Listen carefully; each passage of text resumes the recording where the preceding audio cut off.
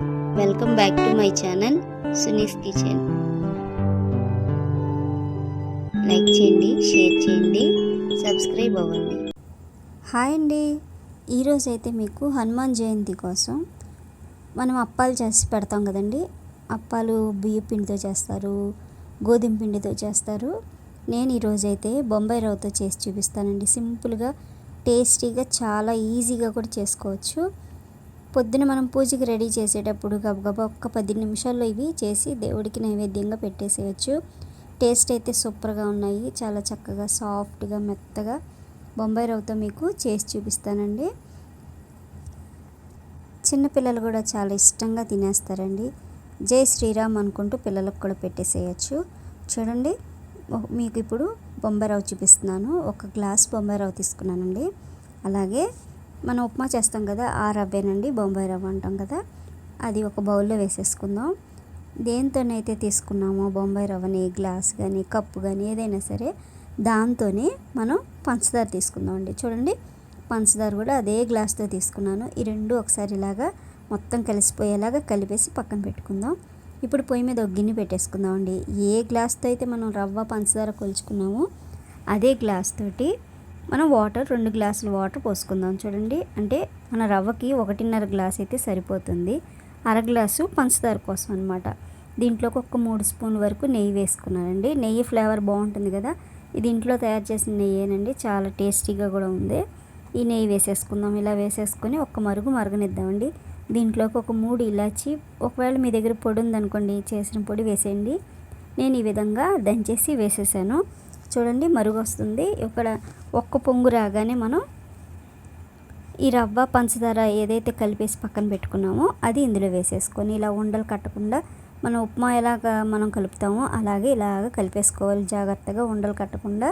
చూడండి, ఉండలుగా ఉందనుకోండి మళ్ళీ మనకు కష్టం అయింది. మళ్ళీ మనం అప్పాలు తయారు చేసేటప్పుడు ఏదైనా ఇలా ఉందేమో చూసుకుంటూ ఇలా చేసేయండి. ఒక 2 నిమిషాల్లో దగ్గరికి అయిపోతుందండి చక్కగా. చూడండి, ఈ విధంగా దగ్గరికి అయిపోయింది కదా.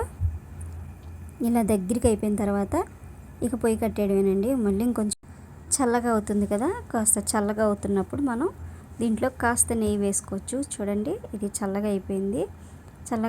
చూడండి, వస్తుందా లేదా ఇలా చూసుకుందాం. ఇది మనకి చేతికి అంటుకుంటుంది కాబట్టి ఒక 2 స్పూన్ల వరకు నెయ్యి వేసుకోండి. నెయ్యి మరీ ఎక్కువ అవుతుంది అని అనుకుంటే చేతిని కాస్త తడి చేసుకుంటూ ఆయిల్ కానీ నెయ్యి కానీ చేతికి ఇలా రఫ్ చేసుకుంటూ మనం బౌల్స్ లాగా తయారు చేసేసుకోవచ్చు.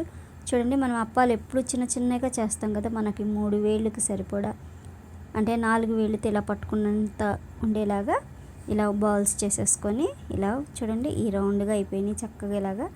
ఇలా ఒత్తేసుకోవడమే, ఈజీగా అయిపోయింది కదా. ఒక 5-6 వరకు ఇలా చేసేసుకొని పక్కన పెట్టేసుకోండి.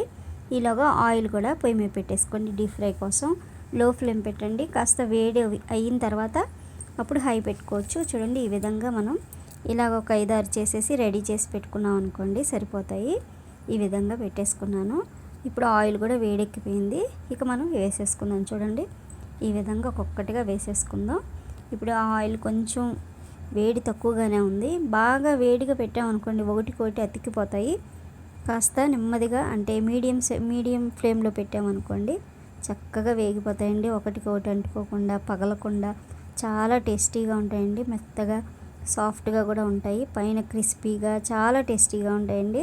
చూడండి, ఈ విధంగా ఇలా ఆయిల్ పొంగు వస్తుంది కదండి. ఈ పొంగు కాస్త తగ్గిపోయే వరకు ఆగిన తర్వాతే ఇలా పక్కకి తిప్పుకోండి. ఎందుకంటే ఇది పొంగుతున్నప్పుడే మనం తిప్పేసామనుకోండి ఒకటికొకటి అతికిపోతూ ఉంటాయి. బొంబాయి రవ్వ కదా, సాఫ్ట్గా ఉంటుంది. మనకి గరిటికి అంటికిపోతాయి, ఒకటికొకటి అంటికిపోతాయి, విడివిడిగా రావన్నమాట. ఒక 2 నిమిషాలు ఆగిన తర్వాతనే మనం ఇలాగా నిదానంగా ఒకటికొకటి తిప్పాలండి. ఈ విధంగా చూడండి, అన్నీ ఇలా తిప్పేసాం కదా, మంచి కలర్లోకి వేయించేసుకోవడమే. ఇప్పుడు మనం తీసేది ఉంటుంది కదా, జాలీలు గరిట ఉంటుంది కదా, దాంట్లోకి తీసేసి ఇలాగా ఒత్తామనుకోండి ఆయిల్ మొత్తం బయటకు వచ్చేస్తుంది. ఏమన్నా ఆయిల్ ఉందంటే ఇక టిష్యూ పేపర్ పెట్టుకుని ఒక గిన్నెలోకి తీసేసామనుకోండి, ఇక ఉన్న కొంచెం ఆయిల్ కూడా ఆ పేపర్ పీల్చేసుకుంటుంది కాబట్టి సరిపోతుంది. చూడండి, ఇలా సింపుల్గా అయిపోయినాయి కదండి. చాలా ఈజీగా మనకి ఆంజనేయ స్వామికి చక్కగా ఇష్టమైన అప్పాలు తయారు చేసాం. మళ్ళీ సింపుల్గా కూడా చేసేసాం కదా. ఇంకోటి కూడా వేసేసుకున్నాను. ఈ విధంగా చక్కగా చేసి పెట్టేసేయచ్చండి. మనం అన్నీ పూజ రెడీ చేసుకొని ఇది ఒక 10 నిమిషాల్లో వంట రెడీ అయిపోతుంది. చక్కగా నైవేద్యంగా కూడా పెట్టేయచ్చు. చూడండి చక్కగా మంచి కలర్లో చక్కగా ఉన్నాయి కదా. అలాగే మెత్తగా ఉంటాయి, లోపల కూడా మెత్తగా ఉంటుంది, పైన క్రిస్పీగా ఉంటుంది. ఈ విధంగా తయారు చేస్తానండి నేనైతే చాలా సింపుల్గా. మీరు హనుమాన్ జయంతి రోజు ఇలా పెట్టేసి చక్కగా పిల్లలకు కూడా పెట్టచ్చండి. చాలా టేస్టీగా ఉంది, స్వీట్గా. ఇక దీంట్లో మనం డ్రై ఫ్రూట్స్ అవన్నీ కూడా వేసుకోవచ్చు. ఇక అప్పాల్లో మనం డ్రై ఫ్రూట్స్ ఏమి వేసి పెట్టరు కదండి. ఈ విధంగా సింపుల్గా చేసేసుకోవచ్చండి. చాలా టేస్టీగా ఉన్నాయి. ట్రై చేయండి, టేస్ట్ చేయండి. Thank you for watching my video.